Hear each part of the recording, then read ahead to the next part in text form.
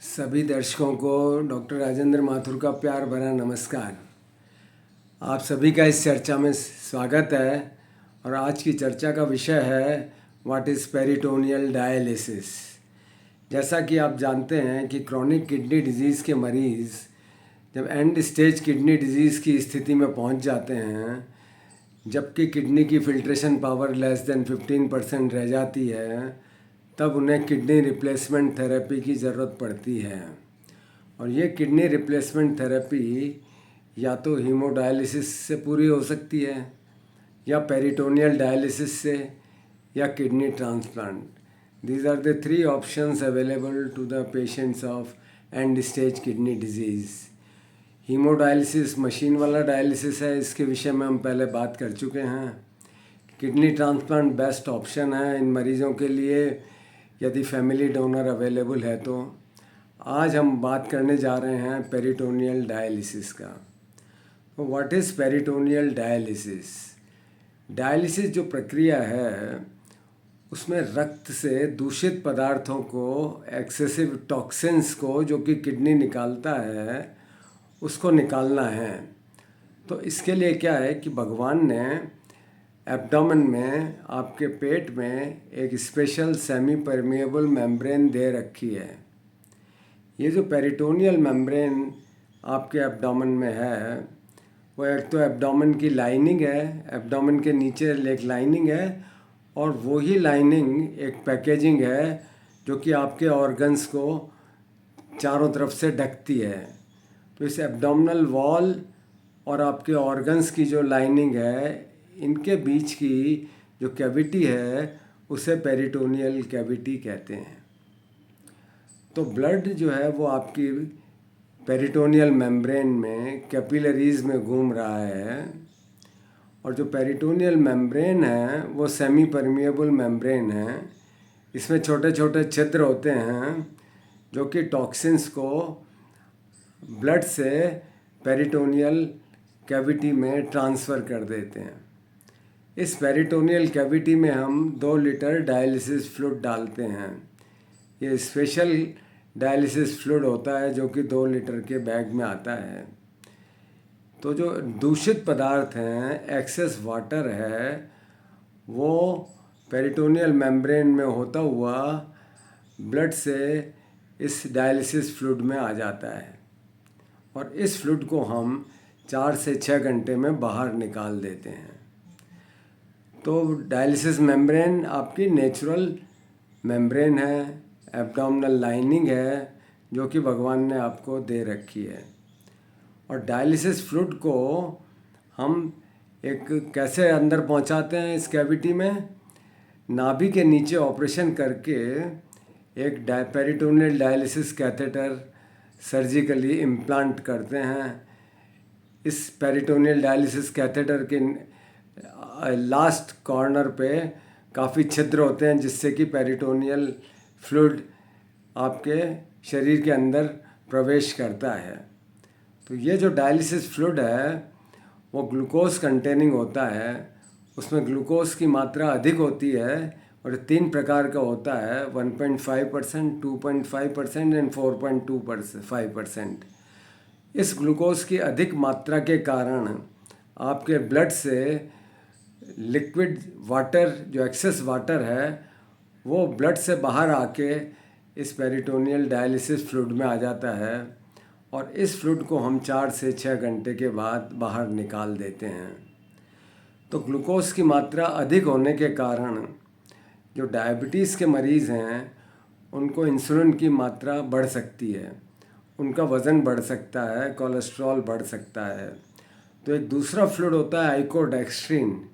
ये ग्लूकोज का पॉलीमर होता है और ये एब्जॉर्ब नहीं होता, तो इससे ज़्यादा फ्लूइड बाहर आ सकता है। तो पेरिटोनियल डायलिसिस एक सिंपल प्रक्रिया है जो कि आपके पेट में डायलिसिस होता है।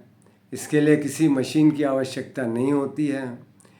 इसको आप घर में कर सकते हैं, आप खुद कर सकते हैं, और आप खुद नहीं कर सकते तो आपके जो रिलेशंस हैं, दूसरे घर वाले हैं जो आपको सपोर्ट सिस्टम है, उनको सिखाया जाएगा या आपको सिखाया जाएगा कि पेरिटोनियल डायलिसिस कैसे करते हैं। तो ये दो प्रकार का होता है पेरिटोनियल डायलिसिस। एक तो होता है continuous ambulatory peritoneal dialysis. Continuous का मतलब है कि लगातार 2 लीटर फ्लूइड आपके पेट में एब्डोमिनल कैविटी में पड़ा रहता है और डायलिसिस होता रहता है, लगातार 24 घंटे डायलिसिस होता रहता है। यह कंटिन्यूअस। एम्बुलेटरी का मतलब है कि 2 लीटर फ्लूइड के साथ आप घूम सकते हैं, बाहर जा सकते हैं, बाज़ार जा सकते हैं, अपने काम पे जा सकते हैं। Peritoneal dialysis, continuous ambulatory peritoneal dialysis या CAPD। इसमें दिन में 3 बार या 4 बार आपको नया फ्लूइड डालना पड़ता है। पुराना फ्लूइड उसी बैग में कलेक्ट हो जाता है जिसे कि आप डिस्कार्ड कर देते हैं। तो हमें पुराना फ्लूइड निकालना है, जो सुबह डाला था उसको दोपहर को निकालना है, दोपहर को नया फ्लूइड डालना है, उसको शाम को निकालना है, और शाम को जो फ्लूइड डालना है वो रात भर आपके पेट में पड़ा रहेगा, उसको सुबह निकालना है। तो इस तरह हर एक्सचेंज में नया फ्लूइड डालना, पुराना निकालने में 40 मिनट्स लगते हैं। तो 40 minutes 3 times in a day वो आप खुद कर सकते हैं। ये आपको सिखाया जाएगा, ये सिंपल प्रोसेस है। और दूसरा होता है यही काम फ्लूइड एक्सचेंज का मशीन भी कर सकती है। इसे ऑटोमेटेड पेरिटोनियल डायलिसिस कहते हैं, APD। Automated peritoneal dialysis machine से, प्रोग्राम्ड मशीन है, कंप्यूटराइज्ड है। इसमें रात को आपने अपने आप को अटैच किया, मशीन ने आपको एक्सचेंज किया और सुबह आप डिस्कनेक्ट करके और अपने काम पे चले गए। तो ये ऑटोमेटेड पेरिटोनियल डायलिसिस है। और दिन में आपकी एब्डोमिनल कैविटी फ्री रह सकती है, और यदि फ्लूइड को ज़्यादा मात्रा में बाहर निकालना है तो दिन में भी 2 लीटर फ्लूइड आपकी पेरिटोनियल कैविटी में रह सकता है। तो ये ऑटोमेटेड पेरिटोनियल डायलिसिस है। तो who are the candidates for peritoneal dialysis? किसी भी व्यक्ति को जिसको कि एंड स्टेज किडनी डिजीज़ की स्थिति में पहुंच गए हैं, वो पेरिटोनियल डायलिसिस भी कर सकता है। पर यह प्रक्रिया कुछ लोगों के लिए बहुत ज़्यादा आवश्यक है या ज़रूरी है, या फैसिलिटी वाइज उन लोगों के लिए ज़्यादा अच्छी है। स्मॉल चिल्ड्रन जिनमें वैस्कुलर एक्सिस की प्रॉब्लम है, AV फिस्टुला नहीं बना सकते, स्मॉल चिल्ड्रन हैं, कैथेटर डालने के लिए दिक्कत है लंबे समय तक, क्योंकि ये तो डायलिसिस तो लंबा प्रोसीजर है जब तक कि आपका किडनी ट्रांसप्लांट ना हो जाए।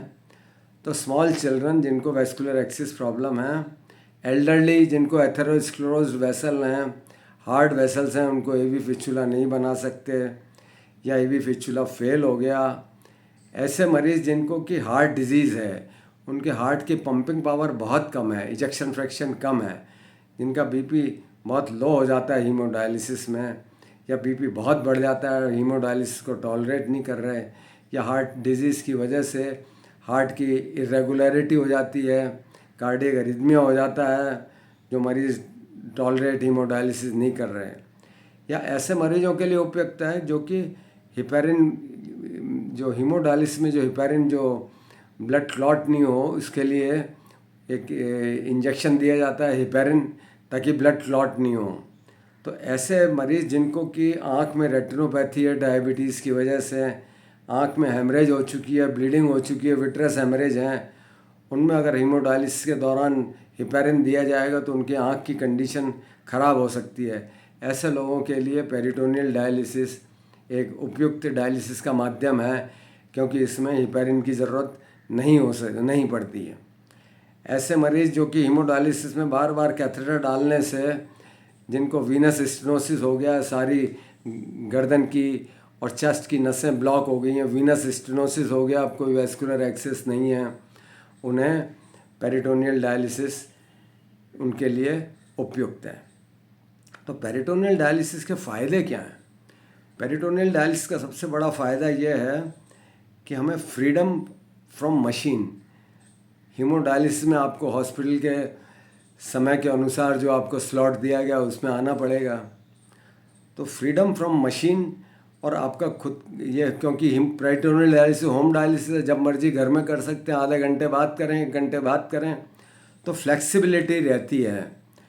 और हॉस्पिटल शेड्यूल से आप बच जाते हैं, इंडिपेंडेंस ऑफ डायलिसिस रहता है, क्योंकि पेरिटोनियल डायलिसिस फ्लूइड में पोटेशियम नहीं होता है और ये कंटिन्यूस 24 घंटे चलने वाला डायलिसिस है। तो आहार में आपको डाइटरी रेस्ट्रिक्शंस इसमें कम होते हैं, या इसमें आपको फल खाने की छूट है। हीमोडायलिसिस में फल खाने की छूट नहीं है, क्योंकि वो हफ्ते में तो 2 बार 3 बार ही हो रहा है, और कंटिन्यूस एम्बुलेटरी पेरिटोनियल डायलिसिस 24 घंटे हो रहा है, रोज़ हो रहा है। तो आपको डाइटरी रेस्ट्रिक्शंस की ज़रूरत कम पड़ती है। तो आपको नमक कम खाना है, लेकिन आप फल खा सकते हैं। तो इसका डिसएडवांटेज क्या है पेरिटोनियल डायलिसिस में, क्योंकि कैथेटर के जरिए कैथेटर 24 घंटे रखा हुआ है, तो आपको इन्फेक्शन के चांसेस ज़्यादा हैं। तो आपको साफ़ सफाई का ज़्यादा ध्यान रखना है, क्लीनलीनेस रखनी है। और कैसे पता लगेगा कि इन्फेक्शन हो गया, कि जो आपका जो फ्लूइड बाहर निकल रहा है, जो गंदा फ्लूइड बाहर निकल रहा है, वो मडी है, क्लाउडी है, तो इसका मतलब यह है कि आपके इन्फेक्शन हो गया है। तो आपको एंटीबायोटिक, या तो सिस्टेमिक एंटीबायोटिक मुंह से खाने वाली, या इंट्रावेनस, या इस पेरिटोनियल डायलिसिस फ्लूइड के अंदर भी एंटीबायोटिक मिला सकते हैं। तो जैसे ही आपका मडी इफ्लुएंट है, तो आप डॉक्टर से संपर्क करें, एंटीबायोटिक चालू करें। कॉन्स्टिपेशन अवॉइड करें, क्योंकि पेरिटोनियल डायलिसिस में ग्लूकोज लोड ज़्यादा होता है, तो आपको इंसुलिन की रिक्वायरमेंट बढ़ सकती है, और प्रोटीन लॉस के ज़्यादा चांसेस हैं। तो प्रोटीन की मात्रा आपकी डाइट में ज़्यादा होनी चाहिए। आपको सारे दालें सब खानी हैं, दालें, चना, राजमा, प्रोटीन युक्त भोजन लेना है। कॉन्स्टिपेशन ना रहे, आपको सारी फलियां, हरे पत्ते वाली सब्जी, सलाद ज़्यादा खाना है, ताकि आपको कॉन्स्टिपेशन ना रहे। और प्रोटीन, आप अगर फ़िश चिकन लेते हैं तो फ़िश चिकन एग ले लें, लेकिन उसमें ज़्यादा घी, तेल, मसाले, नमक ज़्यादा ना मिलाएं। प्रोटीन की मात्रा आपकी 1.5 ग्राम पर किलोग्राम बॉडी वेट होनी चाहिए। तो यदि ये सब आप ध्यान रखते हैं, तो पेरिटोनियल डायलिसिस आपके लिए एक उपयुक्त डायलिसिस का माध्यम बन सकता है, जब तक कि लंबे समय के लिए आप पेरिटोनियल डायलिसिस पे चल सकते हैं, जब तक कि आप अगर ट्रांसप्लांट के लिए सूटेबल है, जब तक कि आपका ट्रांसप्लांट ना हो जाए। तो wish U A happy and healthy life on peritoneal dialysis. Thank you.